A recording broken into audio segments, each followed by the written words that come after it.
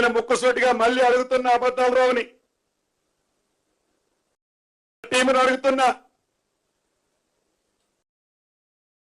ప్రశ్నించడంలా శకున మామ కూతురు మీ మీద 10 అభియోగాలు చేసింది. 10 అభియోగాలకు ఒక్క అభియోగానికి కూడా సమాధానం చెప్పలేదు. అబద్ధాలు సమాధానాలు లేవా?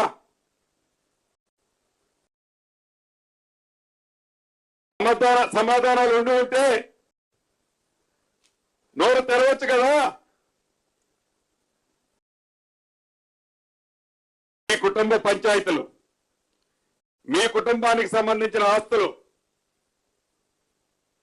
కుటుంబానికి సంబంధించిన వివరాలు మాకు మా ప్రభుత్వానికి సంబంధించింది కాదు.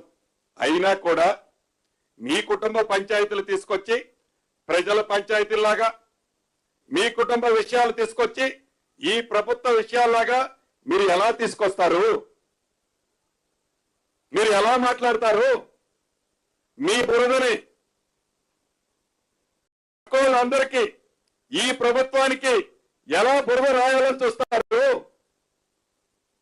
అంతేలే. ప్రాంతంలో ఇంకొక సామెత ఉంది, గజ్జి కుక్క. గజ్జి కుక్క సావు అపశుభకార్యమో శుభకార్యం జరుగుతుంటే వంటలు ఏర్పాటు చేస్తుంటారు, వంటలు చేస్తుంటారు. వంటలు చేసేటప్పుడు కొన్ని గజ్జి కుక్కలు ఉంటాయి ఆడ. ఆ గజ్జి కుక్కని ఆ వంటల దగ్గరికి రావద్దని ఆ పనోళ్ళు ఎంతసేపు పారదోరాలన్నా గజ్జి కుక్క పోతుందా? అక్రమ ఆస్తుల కోసం, అక్రమ సంపాదన కోసం తాపత్రయపడే ఆ వంటల లాంటి ఈ ప్రభుత్వ సొమ్ముతో ఈ ప్రభుత్వ సొమ్ముని కొల్లగొట్టాలని ఇంకా దౌర్జన్యం చేసి బెదిరించి భయపెట్టి ఇంకా అధికారంలో మేమే ఉన్నామని పరి విధాలుగా ఆలోచిస్తూ ఇంకా అధికార దర్పాన్ని ప్రదర్శించాలని చూస్తే గజ్జి కుక్కకు పట్టిన కథే పట్టుద్ది. గజ్జి కుక్కకు పట్టిన కథే పట్టు. పొగరు తగ్గించుకో, పొగరు లేటి ఇంకా చాలా ఉన్నాయి నీ విషయాలు బయటకు రావాల్సినాయి. శాసనసభలో మరి నువ్వు ఎందుకు లేచి మాట్లాడలే? నువ్వు ఉన్నావు కదా అక్కడనే. నీ ముఖ్యమంత్రి గారు లేచి ఇది ప్రతిపక్షం దొరకవట్లే, ఈ దొంగతనం మేమే దొరకబట్టినాం, ఈ దొంగతనాన్ని మేమే నోటీసులు ఇచ్చినాం, మేమే పెనాల్టీలు వేసినామని నీ ముఖ్యమంత్రి చెప్తుంటే నువ్వు పక్కనే కూర్చున్నావు కదా. ఇది నాది కాదు అని అసెంబ్లీలో నువ్వు ఎందుకు లేచి నిలబడి చెప్పలేదు? నీ మైనింగ్ మంత్రే లేచి రాఘవకు అనుమతులు లేవు, రాఘవ అనుమతుల కోసం ఢిల్లీకి అప్లై చేసిందని చెప్తే అసలు రాఘవకు మైనే లేదని నువ్వు అసెంబ్లీలో లేచి ఎందుకు చెప్పలేదు? నువ్వు అసెంబ్లీలో ఉన్నావు కదా, నా పక్క సీట్లనే కూర్చున్నావు కదా, మరి ఆ రోజు ఎందుకు లేవలేదు? 12 రోజులకు గుర్తొచ్చిందా నీకు మైన్ లేదని? ఇదంతా బుకాయించే ప్రయత్నం, మసిగూసి మారేడుగా చేసే ప్రయత్నం.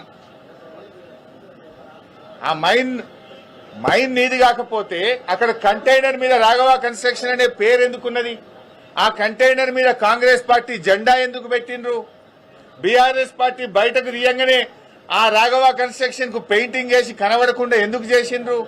కాంగ్రెస్ పార్టీ జెండా ఎందుకు మీకేసిందో సమాధానం చెప్పాలి కదా. నువ్వు నీ కంటైనర్ మీద నీ పేరుంటది, మీద కాంగ్రెస్ పార్టీ జెండా ఉంటది.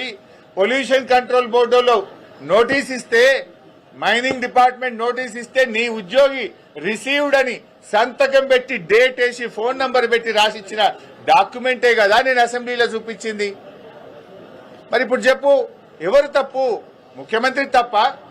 చెప్పు, నా ముఖ్యమంత్రి అబద్దం చెప్పిండు అసెంబ్లీలో అని చెప్పు, మైనింగ్ మంత్రి అబద్దం చెప్పిండు అసెంబ్లీలో అని చెప్పు. నువ్వు కూడా అసెంబ్లీలో ఉన్నావు కదా, ముఖ్యమంత్రి మాట్లాడేటప్పుడు, మైనింగ్ మంత్రి మాట్లాడేటప్పుడు నువ్వు అసెంబ్లీలో కూర్చున్నావు. నువ్వు ఎందుకు నోరు మెదపలేదు? ఎందుకు నాకు మైన్ లేదని అసెంబ్లీ సాక్షిగా చెప్పలేదు? అంటే నువ్వు బుకాయిస్తున్నావు, ఈ బాంబులేటి అబద్దాలు చెప్తున్నాడు. నువ్వు ఆ మైనింగ్ లో పొంగు లూటీ చేసినావు అనేటువంటిది ఇలా రాష్ట్ర ప్రజలకు అర్థమైంది. నువ్వు ఆ రోజే చెప్పాలి కదా.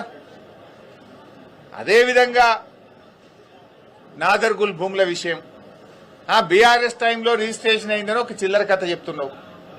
నేను అందుకే చెప్పిన నిజాలు దాచి అబద్దాలు మాత్రమే మాట్లాడినామని. నిజమేంటిది? 2016లో ఈ భూములను నిషేధిత భూముల జాబితాలో పెట్టింది బీఆర్ఎస్ ప్రభుత్వం. ఆనాటి ఆర్డీఓ గారు ఈ భూములు కొల్లగొట్టే ప్రయత్నం చేస్తే 2016లో 22A కింద పెట్టి నిషేధిత జాబితాలో పెట్టి ఈ భూములను కాపాడింది నాటి బీఆర్ఎస్ ప్రభుత్వం. ఆ తర్వాత ఆ కంపెనీలు హైకోర్టుకు పోతే 2022లో ప్రభుత్వం బలమైన వాదనలు వినిపించి హైకోర్టులో కూడా ఆర్డీఓ గారి నిర్ణయం సరి అయిన నిర్ణయం, ఈ భూములు సీలింగ్ భూములు అని హైకోర్టు సింగిల్ బెంచ్ లో కూడా ఉత్తర్వులు తెప్పించింది బీఆర్ఎస్ ప్రభుత్వం.